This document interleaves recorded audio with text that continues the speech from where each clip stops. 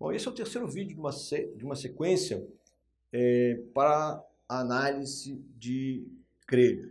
O primeiro vídeo que nós caracterizamos foi a diferença de comportamento entre pórticos planos e grelhas. Isso foi feito para entender melhor como se dá esse comportamento para grelhas, já que para pórtico plano nós já tínhamos visto. O segundo vídeo foi a solução de uma grelha isostática, mas antes nós fizemos bem a caracterização do qual era a interação entre a torção e a flexão em grelhas. Este vídeo nós vamos ver então a solução de uma grelha hiperestática, tá? Na verdade, a grelha hiperestática, ela, pelo método das forças, ela é feita pela superposição de casos básicos isostáticos, e sendo que o caso zero vai ser exatamente o que nós acabamos de ver no segundo vídeo.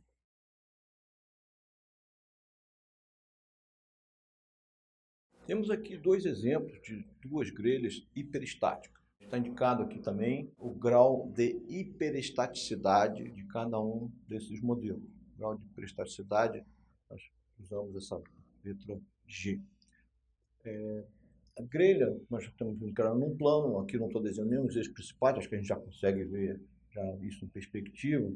Eu tenho um engaste e dois apoios simples. O engaste faz uma restrição aos deslocamentos e à rotação. E no caso, como é grelha, a gente só tem mesmo um deslocamento vertical e duas rotações, então nós temos três restrições. Uma ao deslocamento vertical e outras duas em relação à restrição às duas rotações. E os apoios simples, eu não tenho restrição alguma à rotação, então só tenho uma restrição cada um, que é a restrição ao deslocamento vertical. No caso aqui eu tenho dois engastes aqui, cada um deles tem três restrições, né? O que nós temos aqui então, para cada restrição de apoio, eu tenho uma reação de apoio. Então eu tenho três reações de apoio no engaste e tenho uma reação de apoio em cada apoio simples. Dá um total de 5 componentes de reação de apoio. Aí, essas 5 componentes de reação de apoio são 5 incógnitas para o problema do equilíbrio estático. Nós temos 3 equações de equilíbrio estático, por caso de grelha, somatório de força na direção transversal, direção Z, somatório de momentos em relação ao eixo global X do plano e somatório de momentos em relação ao eixo global Y do plano. Com 5 componentes de reação de apoio e 3 equações de equilíbrio, o número excedentes de incógnitas, no caso das incógnitas são as componentes de reação de apoio, eu tenho, então, uma diferença de 5 menos 3, 2. Esse é o grau de hiperestaticidade. No caso aqui, eu tenho 3 restrições de apoio, 3 componentes de reação de apoio, cada um desses apoios tem uma reação força e 2 reações momento, nós já vimos isso antes, tá? Então eu tenho no total 6 componentes de reação de apoio, que seriam as incógnitas do problema do equilíbrio estático. Eu tenho 3 equações globais de equilíbrio estático, e daí eu tenho que a diferença entre 6 componentes de reação de apoio menos 3 equações globais de equilíbrio, a diferença dá 3, que é o grau de hiperestaticidade. A metodologia de análise de modelos estruturais pelo método das forças tem um procedimento que nós vamos criar uma estrutura auxiliar isostática a partir da eliminação de vínculo da estrutura hiperestática original, e depois nós vamos fazer uma superposição de casos básicos neste modelo isostático, para depois, no final, a gente, através da superposição, nós restabelecermos a compatibilidade, as condições de compatibilidade que foram violadas nesse processo. Nós já vimos isso no caso de pórtico, eu estou aqui fazendo uma analogia para o caso de grelha. Tá? Então, para uma estrutura que eu tenho grau de hiperestaticidade igual a 2, eu tenho que eliminar 2 vínculos de continuidade. O exemplo que foi feito aqui, nós eliminamos vínculos externos de compatibilidade. Então, o que eu fiz aqui, como você tem que eliminar 2 vínculos, eu eliminei o impedimento ao deslocamento transversal na direção Z, transversal plano, esses 2 apoios simples. Tá? E os esforços associados aos vínculos rompidos, no caso, como eu eliminei um vínculo externo de compatibilidade, os meus esforços são as incógnitas do método das forças e são reações de apoio externas, porque nós eliminamos vínculos externos. No caso, são as duas reações verticais nos dois apoios eliminados. Nosso problema, então, passou a ser quais devem ser os valores que eu devo ter para os hiperestáticos, para os incógnitos do problema, para que eu tenha de volta restabelecido as condições de compatibilidade que eu eliminei. Isso nós vamos resolver através de um exemplo daqui a pouco.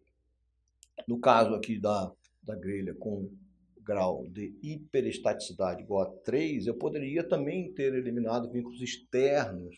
Por exemplo, eu poderia ter eliminado um engaste, e aí ficaria com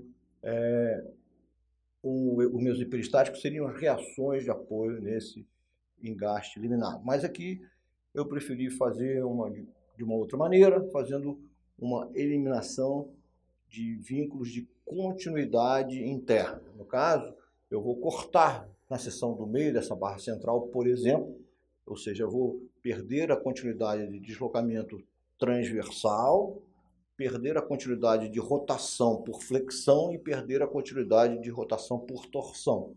Tá? E, nesse caso, na seção de corte, os meus hiperestáticos, que são os esforços associados aos vínculos eliminados, são os esforços internos. Então, se eu eliminei um vínculo de continuidade interna, no caso a continuidade de deslocamento transversal, continuidade de rotação por flexão, continuidade de rotação por torção, os meus hiperestáticos são esforços internos. No caso, eu tenho o esforço cortante, X1, que aparece aqui, são esforços internos, por isso que eles aparecem de cada lado da seção de corte com sentidos inversos, né?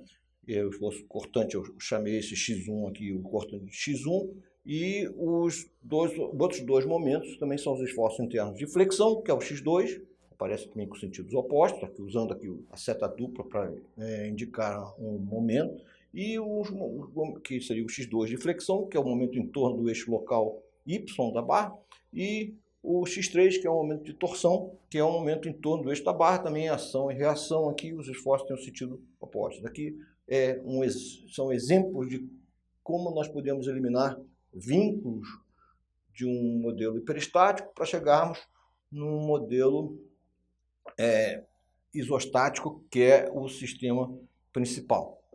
Nós vamos resolver agora em seguida um exemplo de uma grelha com grau de hiperestaticidade igual a 1, que é mais simples, e, na verdade, essa estrutura é exatamente a estrutura do vídeo anterior, só que com um apoio a mais. Aí, depois, no próximo vídeo, nós vamos resolver um exemplo com uma grelha com grau de hiperestaticidade igual a 2, e nesse caso nós já vamos fazer usando um programa de computador. Então nós vamos resolver agora primeiro um exemplo de uma grelha hiperestática com grau de hiperestaticidade igual a 1. Ou seja, nós temos uma incógnita do problema do equilíbrio estático a mais em relação ao número de equações de equilíbrio. Esse modelo é exatamente o modelo que nós resolvemos, o modelo isostático que nós resolvemos no vídeo passado.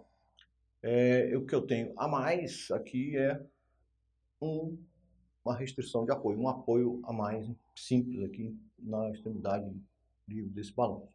Evidente que isso aqui vai ser o próprio hiperestático. Mas o que eu queria salientar é que, no caso isostático, para determinar os diagramas de momentos fletores, torsores, qualquer reações de apoio, nós não precisamos de nenhuma informação a mais com relação às condições de compatibilidade ou às condições de deformabilidade do modelo. Eu não levei em conta nenhuma propriedade do material, nenhuma propriedade das seções transversais. O mesmo já não ocorre para modelos hiperestáticos. Nós temos que dar mais informações, porque sem levar em conta a deformabilidade do modelo, nós não resolvemos um modelo hiperestático. Essa deformabilidade da estrutura está sendo aqui caracterizada por parâmetros de rigidez à flexão e a rigidez, a torção do modelo. Então, nós já vimos isso antes. Nossa rigidez, a flexão, ela é uma rigidez intrínseca aqui do problema. A flexão, ela é caracterizada pelo produto do modo da elasticidade e do momento de inércia da seção transversal. Nós já caracterizamos bem isso lá no primeiro vídeo. Tá aí a rigidez, a torção, ela é dada pelo produto do módulo de cisalhamento e o momento de inércia, a torção da barra. Tá? Então, essa relação aqui é dada e nós vamos utilizar ela em algum momento. Então, esse nosso modelo tem o grau de hiperestaticidade igual a 1. Né? Eu tenho 4 componentes de reação de apoio verticais para 3 equações de equilíbrio de grelha. Tá? E foi aqui escolhido a eliminação desse apoio aqui da esquerda. Nós vamos ficar exatamente com o modelo isostático que nós resolvemos no vídeo anterior. Tá? Uma questão que a gente tem que tomar cuidado é com a escolha desse vínculo a ser eliminado. Nós temos que evitar uma instabilidade. Eu tenho aqui, então, um exemplo de um sistema principal que é instável. Tá? Existem algumas configurações que caracterizam uma instabilidade. No caso de grelhas, eu não posso ter somente 3 apoios em uma linha, porque eu não teria como equilibrar o momento em torno dessa linha. Tá? Então, a escolha do sistema principal, ela sempre tem que ter essa preocupação de não criar eliminando vínculos, um modelo que é instável. Essa é uma situação que a gente tem que tomar cuidado. Uma vez que nós optamos por eliminar o apoio da esquerda, a solução tem uma metodologia que segue um procedimento já padrão. Tá? O que nós fazemos nós isolamos nesse sistema principal o efeito da solicitação externa, no caso, essa carga uniformemente distribuída atua nessa barra central, no caso 0. E no caso 1, a gente isola o efeito da incógnita, o efeito do hiperestático X1. Tá? Esse é o procedimento padrão do método das forças. Nós temos sempre nessa superposição, o número de casos da superposição é sempre G mais 1, sendo G o grau de hiperestaticidade. Nesse caso, G igual a 1, nós temos 2 casos. O caso 0 sempre vai isolar a solicitação externa com o valor nulo para o hiperestático, e o caso 1, nós vamos ter o hiperestático isolado.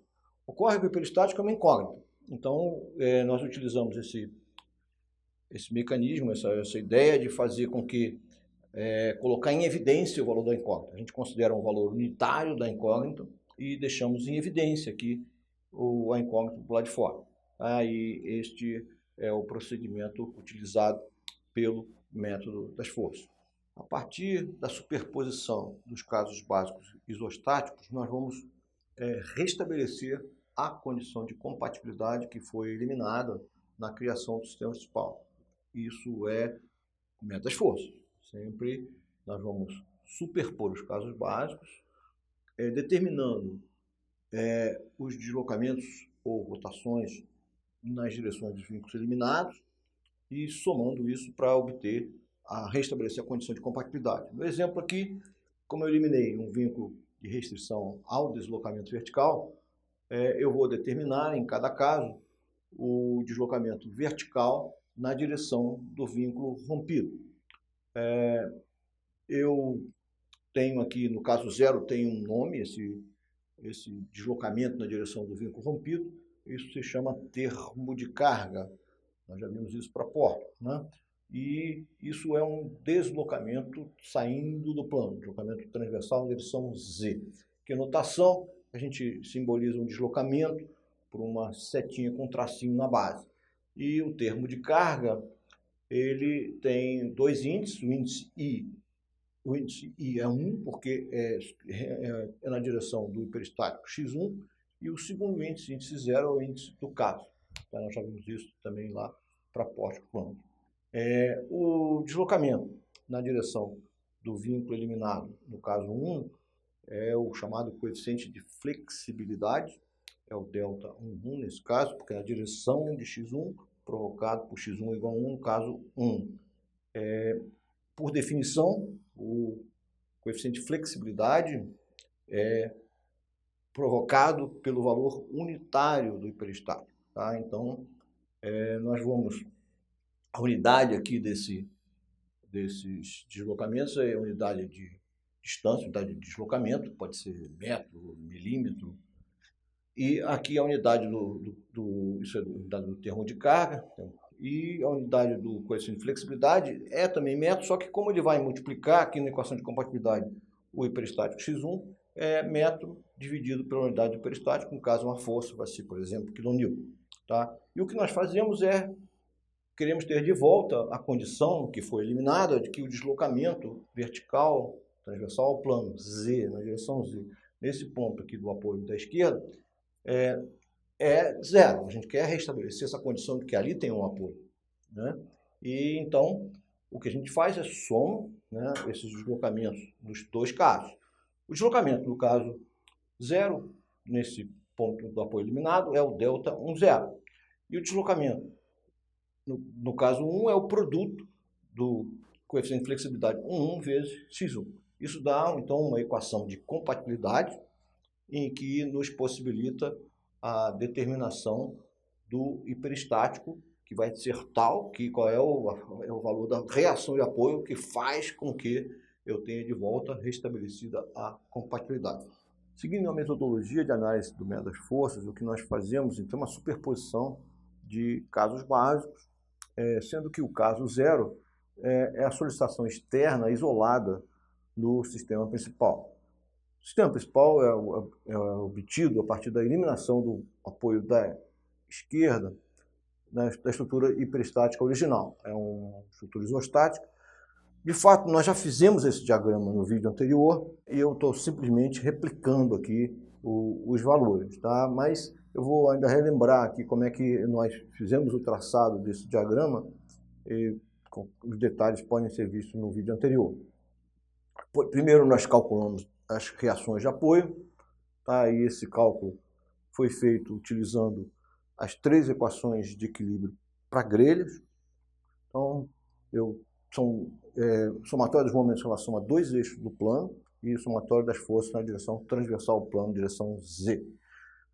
Por exemplo, eu calculei aqui essa reação 24 fazendo momento em relação a esse eixo que passa por esses 2 apoios. Depois eu fiz, e aí eu tenho essa força que é a resultante aqui dessa força uniformemente distribuída, que é 16 vezes 3 dá 48, e o braço de alavanca seria 1,5, e essa reação tem um braço de alavanca de 3, aí foi exatamente a metade do 48, porque tem o dobro do braço de alavanca. E fazendo um momento em relação a esse eixo aqui, sim, eu posso, uma vez determinada a reação de apoio 24, vamos fazer, por exemplo, a reação em relação a esse eixo aqui. Eu determino essa reação de 12 para trás e, finalmente, a outra reação aqui é por somatório de força na direção z igual a zero. O momento fletor ele é traçado, então, aquele procedimento que a gente viu no vídeo anterior, em que nós vamos determinar os valores dos momentos nas extremidades de cada uma das barras. O momento fletor é o momento em torno do eixo local y, então a gente sempre faz o momento em relação ao eixo e a gente, além disso, identifica as fibras que são tracionadas, porque a convenção de traçado é que o diagrama de momento é traçado do lado da fibra tracionada. No caso de grelhas, esse lado é o lado inferior ou o lado superior. Então eu tenho aqui 36 tracionando os fios inferiores, está saindo do plano, a gente desenha esse diagrama em perspectiva em relevo, ou seja, saindo para cima ou para baixo do plano. E então a gente tem esses diagramas. O diagrama que a gente compõe aqui da barra, que tem a carga uniformemente distribuída, ele é uma superposição de 2 situações. Uma situação em que eu calculo o momento na extremidade. Se não tivesse carregado, eu teria essa linha tracejada, uma linha reta, porque o diagrama de uma barra descarregada é sempre uma linha reta, como nós já vimos. Mas aqui eu superponho o diagrama de viga biapoiada para o carregamento no trecho, que é essa parábola de 18. Por acaso, a soma dessa parábola, porque a metade de 36 é 18, é bem no meio aqui, essa ordenada de 18, faz com que o diagrama toca aqui bem no eixo da barra, no meio dela. E aí a gente tem essa composição. Esse diagrama, não preciso de maiores detalhes, eu poderia indicar onde o momento é máximo e tudo, mas não preciso disso. E essa mesma composição do diagrama, pela superposição, que a gente chama de pendurar o diagrama de viga biapoiada, essa parábola, a partir da linha reta que faz o fechamento, que essa linha reta está fechada, nós vamos utilizar essa mesma composição para decompor o diagrama na hora de nós calcularmos lá o termo de carga, como vai ser visto. E aqui no final eu tenho também esse momento 36. O momento torsor, a gente tem as mesmas reações de apoio nas extremidades do modelo. Como não tem carga, momento, torsor aplicada, uma força não provoca momento em relação ao eixo da barra, que é o momento torsor, o momento em relação ao eixo da barra. Então, nas extremidades, sempre nós vamos ter momentos torsores nulos. E aqui nessas barras centrais, o que eu tenho é um momento que sempre segue a regra da mão direita para achar a seta dupla. Então, polegar no eixo da barra e dedo na direção da barra, eu tenho que esse 12 vezes 3, 36, sai da barra, e daí eu tenho esse mais 36. É constante, em geral o momento torsor é constante em cada barra. Eu tenho aqui para outra barra um raciocínio semelhante, é uma questão de pegar o polegar, dedo e sai mais 36. Dessa forma a gente compôs aqui os dois diagramas. Isso foi visto. Na aula eu vou usar esse diagrama depois para primeiro calcular o delta 0 e segundo, no final, para compor o diagrama final da grelha hiperestática.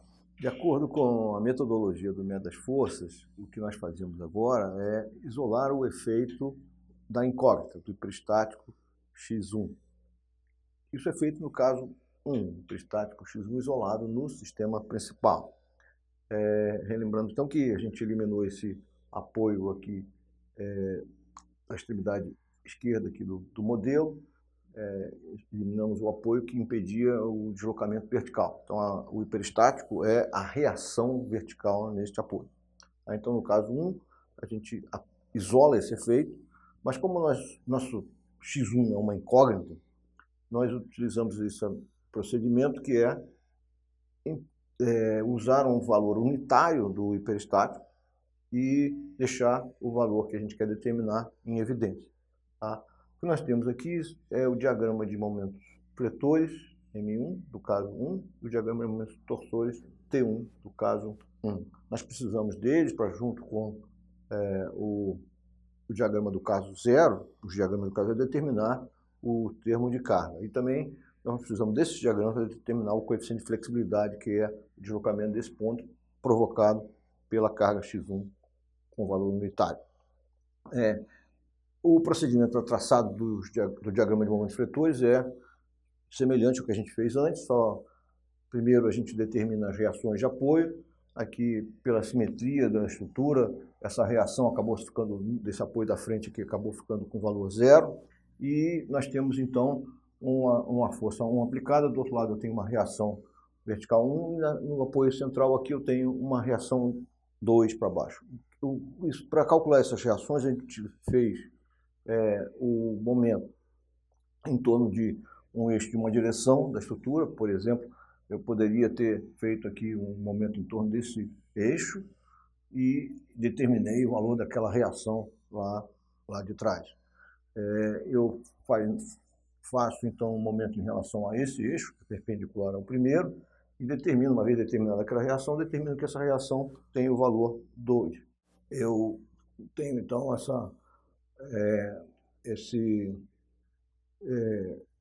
determinado aqui por somatório de Fz igual a 0, força na direção vertical, eu verifico que essa reação aqui é nula. Tá? Essas reações, então, uma vez determinadas, a gente vai determinar o diagrama de momento, fletores, e isso é sempre feito calculando os momentos nas extremidades de todas as barras. O momento fletor, lembrando, é um momento em torno do eixo local Y, perpendicular ao eixo da barra, um eixo Y que pertence ao plano da grelha, e a gente traça o diagrama sempre identificando qual fibra é tracionada, ou inferior ou superior. No caso aqui eu tenho o momento tracionando as fibras inferiores. Nessa primeira barra, é evidente que eu estou fazendo, levantando aqui essa barra, vai fazer uma tração embaixo, com a cavidade da barra vai ser para cima. Mas eu posso identificar isso olhando aquele mecanismo de identificar quais são as tensões, resultantes de tensões normais de tração e compressão. Isso eu não estou fazendo aqui, já foi feito no vídeo anterior, é uma questão a deixar como exercício para vocês. Depois eu tenho o momento que eu estou nessa segunda barra, momento primeira seção aqui em torno desse eixo, isso dá então um braço de alavancas nulo aqui em relação à força X1, por isso que o momento é zero, o braço de alavanca em relação para cálculo do momento fletor na outra seção, lá da extremidade final dessa barra. Essa distância é 1 vezes 3, também traciona as fibras inferiores, então dá esse 3 aqui para baixo. Eu posso determinar o momento nas outras duas barras entrando pela frente ou vindo por trás, dando o mesmo e é semelhante. Eu vejo que aqui também esse 1 provoca um momento 3 tracionando as fibras inferiores e aqui continua. Só lembrando que a gente viu que uma configuração em S de 3 barras, o momento final da primeira perna, ele se replica na mesma direção para baixo no início da segunda perna. Então, por isso que aqui tem esse 3 e esse 3. Né? E eu também tenho uma configuração em S aqui, é a mesma coisa. O momento no final dessa primeira perna, ele se replica na mesma direção para baixo no início da segunda perna. Isso é só para a gente saber se a gente está acertando, porque usar essa informação ajuda às vezes. Tá? E aí tem o traçado do diagrama de manifestores, são todos lineares, porque só tem forças concentradas e reações. E aqui no caso do momento torsor, que é um momento em torno do eixo da barra, tá? Então, eu tenho sempre nas extremidades, como eu não tenho a carga torsor aplicada, os momentos nas barras das extremidades sempre são nulos, porque nunca há um momento torsor, um momento em relação ao eixo da barra, provocado por uma força que está no próprio eixo da barra. Mas essa carga,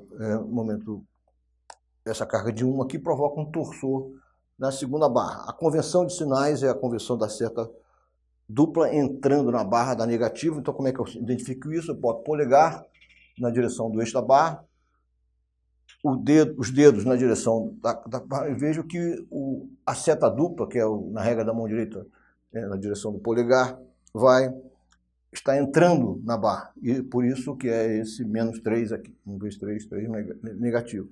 Já para essa barra aqui, se eu entrar por trás, eu vou ter um momento em torno desse eixo, daquela força de 1 polegar na direção da força, da barra, e dedo na direção da força, e eu vou ver que a seta dupla está saindo, por isso que é mais 3.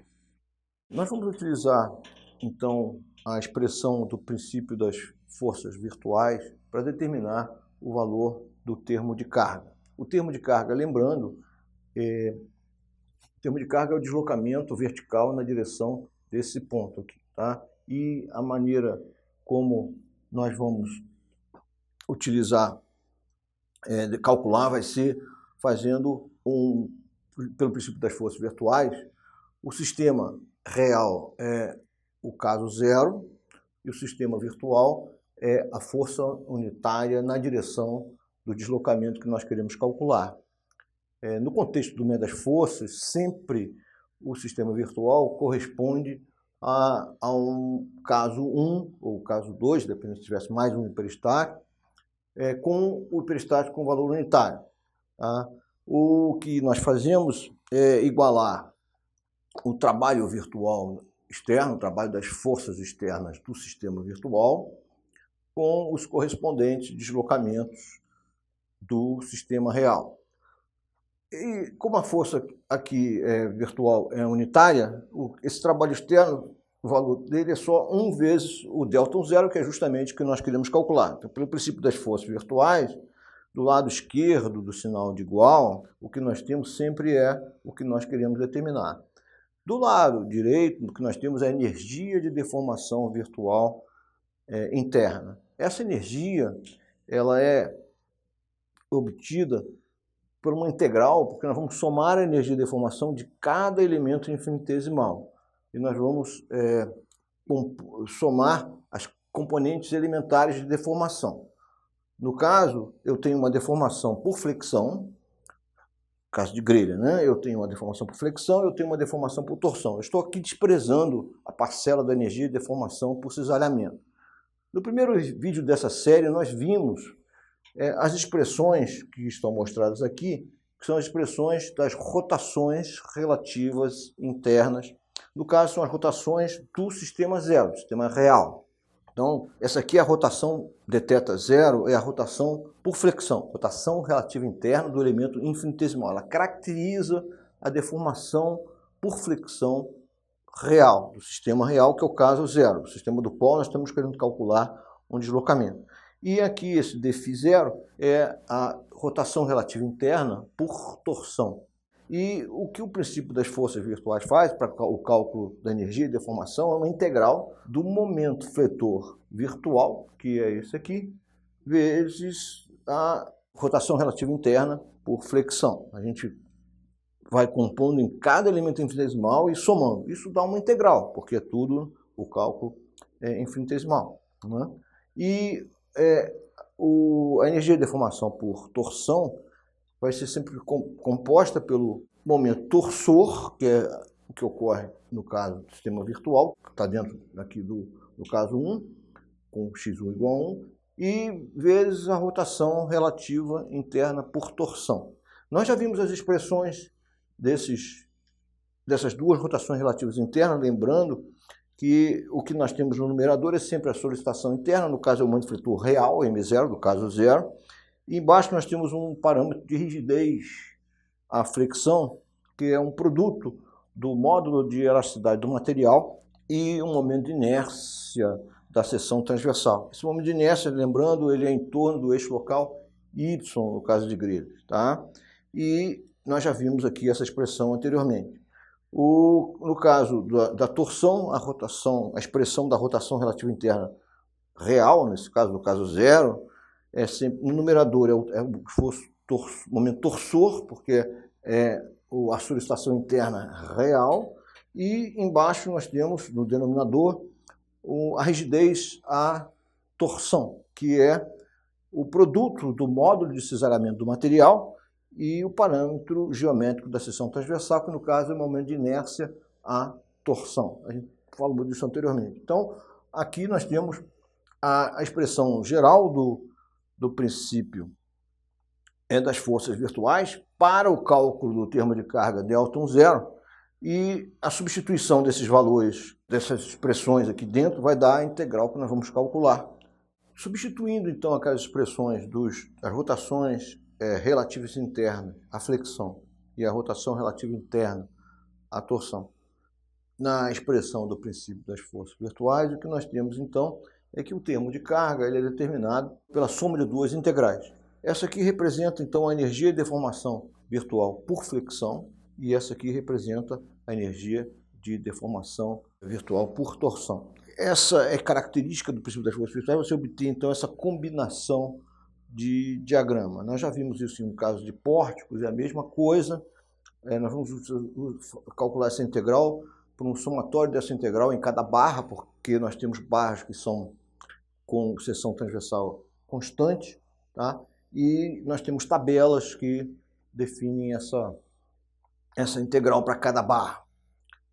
No caso, o EI vai sair para fora da integral porque é constante em cada barra.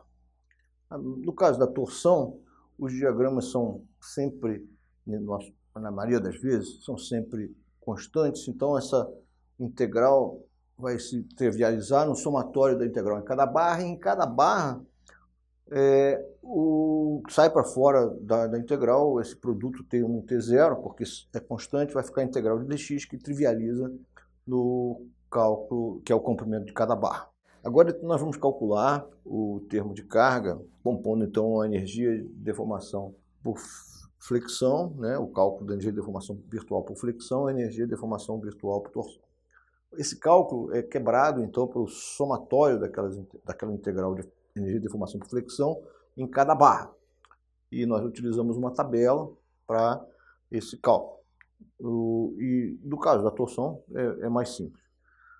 Como a rigidez, a flexão é comum, é constante para todas as barras, eu já coloco do lado de fora aqui o meu 1 sobre EI, 1 sobre a rigidez, a flexão, e também, no caso, 1 sobre a rigidez, a torção. Olhando então a tabela, a gente vai precisar olhar para os diagramas de momentos fletores do caso 0 e o diagrama de momentos fletores do caso 1. Tá? Então, eu vou ir barra a barra, eu vou seguir a sequência de barras. Verifica que essa barra aqui no caso 0, ela tem um momento nulo, então essa barra não conta, porque ela vai para 0 para alguma coisa lá que não tem, é 0. A mesma coisa que essa barra, porque no caso 1, o valor do momento fletor é nulo no caso 1, então não conta. Então as 3 barras aqui apenas que sobraram, que são as barras que nós vamos considerar. E esse cálculo é feito, primeiro eu vou combinar então o diagrama de 36, que traciona as fibras inferiores, tracionando as fibras na extremidade da barra, final da barra, eu vou combinar esse diagrama com o diagrama do caso 1, que traciona as fibras inferiores também e tem o valor 3. Então vai na tabela. Primeiro, o sinal de mais é porque tracionam fibras do mesmo lado. O sinal, depois, o coeficiente 1/3 é porque nós temos um triângulo combinado com um triângulo, mas a altura dele está na mesma extremidade da barra. Então, esse é o coeficiente 1/3. Depois vezes o valor do M1, que é o 3, vezes o valor do M0, que é o 36, e vezes o comprimento da barra, que é 3. Tem muito 3 aí, mas é porque muito comprimento da barra tem 1/3, por uma coincidência nesse caso. Depois, eu vou para esse diagrama da segunda barra aqui, e isso é uma combinação de um diagrama que é uma superposição, né, como nós construímos esse diagrama, que é a superposição de um triângulo, que é essa linha tracejada, com uma parábola para baixo. Então, da mesma forma como a gente compôs o diagrama, a gente vai decompor o diagrama para fazer o cálculo dessa integral da combinação de diagramas. Eu tenho então um triângulo de 36 para cima, tracionando as fibras de cima, que eu vou combinar com um triângulo com 3 tracionando as fibras de baixo. Esse sinal de menos aparece porque tracionam fibras opostas. O coeficiente é 1/3 porque o 36 e o 3 tracionam, estão na extremidade inicial dessa barra. Por isso é 1/3. 3 é o valor do M1, 36 é o valor do M0 e 3 é o comprimento da barra. Para essa barra eu também tenho essa parábola para baixo, então eu vou combinar esse parábola para baixo com o triângulo com 3 para baixo. Parábola com triângulo dá 1/3, vezes 3 do M1, vezes 18 do M0, vezes 3, que é o comprimento da barra. Finalmente, eu tenho aqui a última barra, que é simplesmente um triângulo de 36 e um triângulo de 3, tracionando fibras inferiores. Isso dá a mesma coisa, dá 1/3 vezes 3 do M1, vezes 36 do M0 e vezes 3 da barra. Então isso aqui dá a integral da energia de deformação por flexão calculada para todas as barras. No caso da torção, eu vou utilizar então esses dois diagramas, o T0 e o T1. O EI, como já ficou em evidência do lado de fora, e o que eu tenho é que só tem 2 barras a considerar. E eu tenho então, porque são nulos aqui as barras da extremidade, o que eu tenho, essa integral ela trivializa porque os torsores são constantes em cada barra, então basta multiplicar em cada barra, dá o menos 3 vezes o mais 36, é o que está aqui, vezes o comprimento da barra. E depois eu tenho o mais 3 do M1 com mais 36 do M0 vezes o comprimento da barra, e aí eu componho a energia de deformação por torção.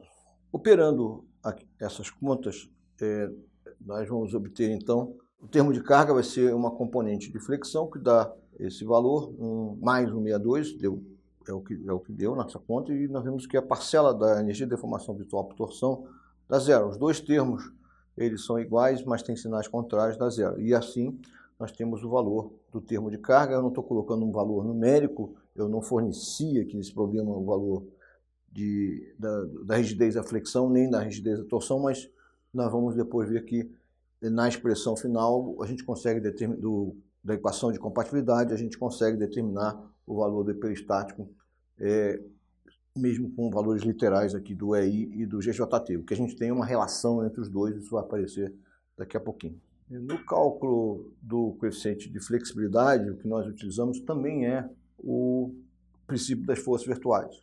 Neste caso, o que nós queremos calcular é o deslocamento vertical desse ponto, né, ou transversal ao plano desse ponto, na direção do eixo Z global, provocado pela própria carga unitária, o peristático X1 com um valor unitário.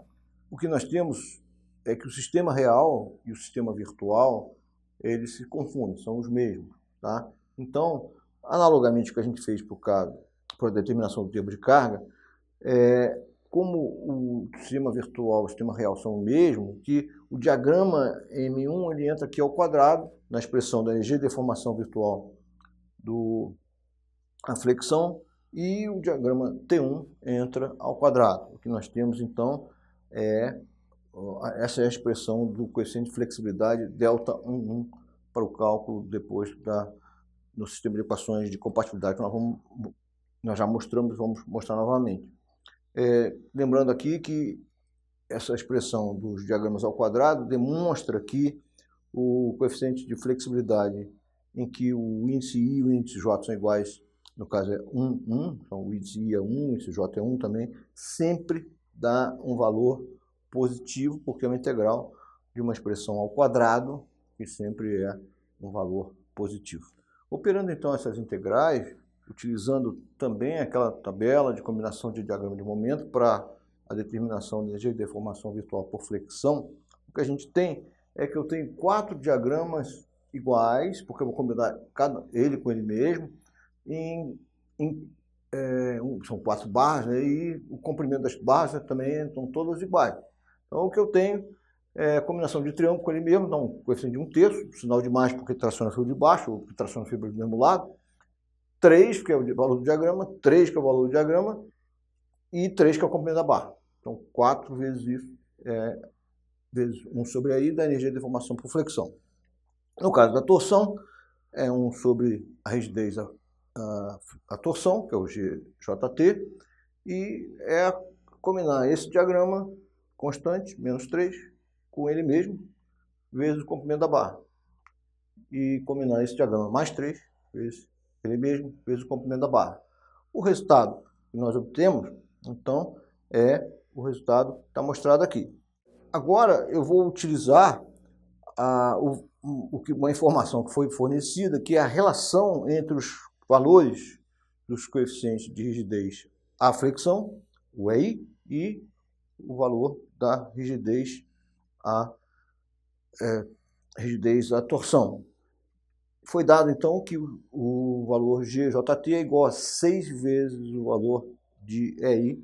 Então nós vamos ver como que fica essa expressão. Substituindo o valor de GJT por 6 EI, nós podemos então operar e fazer tudo em função de 1 sobre EI. Estamos deixando em função de 1 sobre EI porque a expressão do termo de carga também já tinha ficado 1 sobre EI, e nós vamos ver que na composição da equação de compatibilidade esse parâmetro EI vai se cancelar. Isso tudo é válido porque todas as barras têm o mesmo valor de EI, senão nós temos que fazer uma composição dependendo do valor diferenciado. Nesse caso, por simplificação, a gente colocou todas as barras iguais, com o mesmo valor de rigidez à flexão, o mesmo valor de rigidez à torção, que é o indicado. O passo seguinte na metodologia de análise das forças é que nós vamos ter que restabelecer a condição de compatibilidade que foi violada. No caso, nós eliminamos o apoio nessa o apoio da esquerda, onde nós temos o X1, e o que nós vamos impor é um valor do deslocamento final aqui, na superposição dos dois casos, o valor final igual a 0 desse deslocamento. Isso, então, é feito somando o termo de carga com o produto do coeficiente de flexibilidade que foi definido para um valor unitário de x1 vezes o x1 que é a nossa incógnita. O que a gente tem aqui, então, é uma expressão que é a equação de compatibilidade. O que ela está impondo é que a soma dos deslocamentos verticais, no caso 0 e no caso 1, são iguais a zero. E aí nós estamos restabelecendo a condição de compatibilidade que foi violada na criação do sistema principal. O que essa expressão faz, assim, a gente está determinando qual é o valor que o hiperestático x1 tem de ter, para que a gente tenha de volta restabelecida então, a condição de compatibilidade que foi violada. Substituindo os valores que nós calculamos para o termo de carga e para o coeficiente de flexibilidade, essa expressão da equação de compatibilidade, nós temos então essa relação em que a gente observa que o parâmetro EI, ou 1 sobre EI, ele se cancela. Com isso, nós obtemos o valor do hiperestático. Então, isso de fato significa o valor da reação de apoio, um apoio eliminado, para que nós tenhamos de volta restabelecida a compatibilidade. Esse valor negativo significa que a reação de fato é para baixo.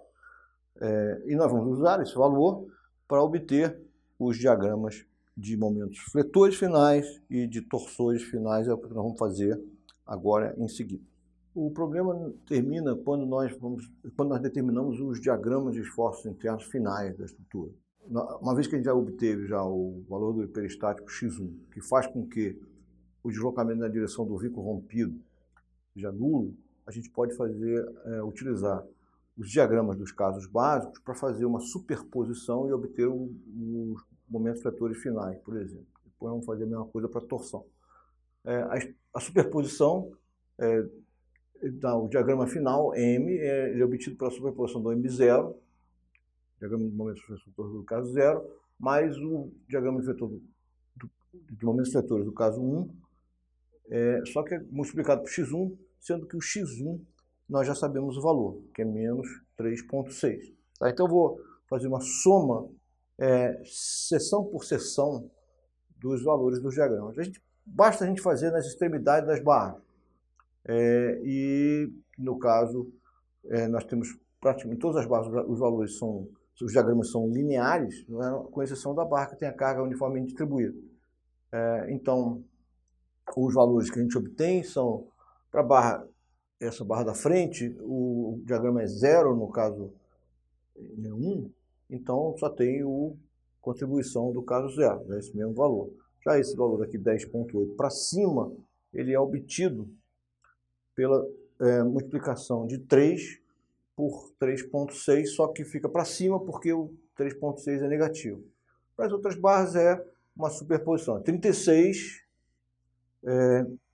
para baixo, com 3 vezes 3,6 para cima, com 10,8 para cima. O 36 é maior do que o 10,8, dá para baixo do 25,6. Já aqui eu tenho 36 para cima, com 3 para baixo, vezes menos 3,3, é a soma de 36 com 10,8, tá? 46,8, traçando em cima. Nessa barra eu ainda tenho que fazer a superposição dessa diagrama de viga biapoiado para o carregamento uniformemente distribuído no trecho, que é essa parábola com valor no meio igual a 18, é o que a gente tem aqui, e finalmente eu tenho o valor na última barra, que também dá esse 25,2 traçando nos fios de baixo. Eu tenho aqui uma configuração em S, que o 25,2 no final da primeira perna do S se replica por 25,2 embaixo também. Eu teria esse diagrama em U aqui, essa configuração em U, só que aqui eu tenho uma barra, que essa perna do U tem uma contribuição daquela barra em balanço, no caso 0, mas de fato esse 46,8 ele é a soma do 10,8 com 36 e dá exatamente a mesma coisa. Tá? Então está associado. Né? E nós vamos ver que os momentos fletores nas barras vão se transformar em momentos torsores nas barras adjacentes. Né? Então, isso a gente vai ver no diagrama de torção.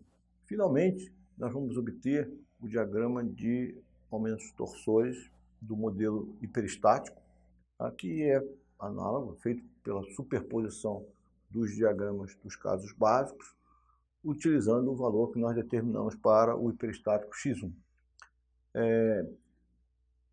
Nós desenhamos aqui o apoio porque ele representa que nós já restabelecemos as condições de compatibilidade. Então aqui o deslocamento vertical é nulo. Então, essa é a estrutura original. E é simples, é só fazer a soma dos valores, sempre multiplicando o 46,8 é 36 mais, com menos 3 vezes menos 3,6, dá um valor positivo, menos com menos, e o vezes 36 mais 3 vezes menos 3,6 dá o 25,2. Então, nós verificamos que esse torsor aqui, na verdade, vai ser o fletor na barra onde tem a carga uniformemente distribuída, e esse 25,2 aqui é a flexão, a torção nessa barra vai ser a flexão nas duas outras barras adjacentes. Aqui é a interação entre flexão e torção, que nós caracterizamos desde o início, que nesse caso, como as barras fazem ângulos de 90 graus entre si, a torção passa para outra barra como flexão integral. E então este foi um exemplo de uma solução de uma grelha hiperestática com 1 grau de hiperestaticidade. O que nós vamos fazer no próximo vídeo é uma grelha com um grau de hiperestaticidade igual a 2, mas os detalhes são os mesmos. Quer dizer, eu não vou repetir todos esses cálculos, eu vou até utilizar um programa de computador para mostrar essa superposição, e nós vamos entrar nos detalhes dos diagramas, porque seria uma repetição disso. A lógica é a mesma, a única questão que eu quero salientar depois é que, diferente desse exemplo, é que nós temos um sistema de duas equações para duas incógnitas, em vez de uma equação a uma incógnita, que seria a equação de compatibilidade que nós escrevemos.